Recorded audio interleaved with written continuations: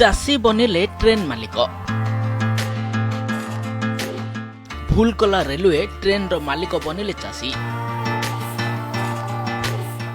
जानतु कौन रही प्रकृत कारण।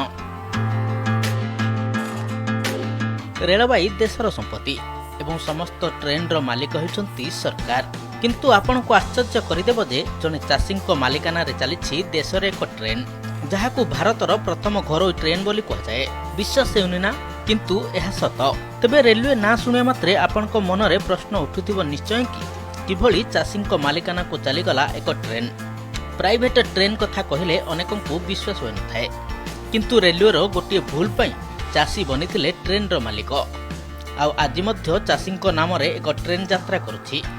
तेबे एई ट्रेन रो नाम हेउछि स्वर्ण शताब्दी एक्सप्रेस, जार नंबर होउछि 12030। स्वर्ण शताब्दी एक्सप्रेस एबे अमृतसर रु नुआ दिल्ली मध्य चली।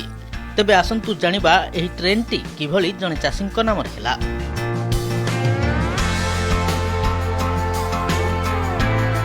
लुधियाना चंडीगढ़ रेल लाइन निर्माण समय रे अथवा 2007 मसीह रे जने चाषी जमी अधिग्रहण करा जायतिला। तांको बिना अनुमति रे रेलवे चाषी जमी रे ट्रैक बिछाइतिला। वास्तव रे किंतु तांको उचित क्षतिपूरण दिया जाय नथिला। तेबे पंजाब रो एही चाषी नाम हेउछि संपूर्ण सिंह। से क्षतिपूरण पई कोर्ट रे एक मामला दायर करथिले। 2007 मसीह रे से रेलवे नाम रे एक क्षतिपूरण मामला दायर करथिले। 5 वर्ष परे अर्थात 2012 मसीह रे संपूर्ण सिंह को विजय होइतिला। परे कोर्ट 1.05 कोटी टंकार क्षतिपूरण देबाको कहिथिले, किंतु रेलवाई एही क्षतिपूरण राशि संपूर्ण देई नथिला।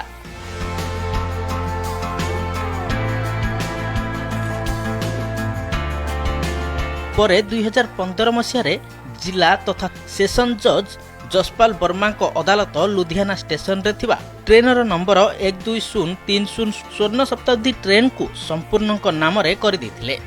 आउ एथिरु जहा रोजगार हेउछि से टंका से पाउछंती। जदिओ आज पर्यंत एही मामला कोर्ट रे विचाराधीन रहिछि, तथापि संपूर्ण स्वर्ण शताब्दी ट्रेन रो मालिक बोली कहा जाउछि। एही ट्रेन टी एबे अमृतसर रु नुआ दिल्ली यात्रा करुछि।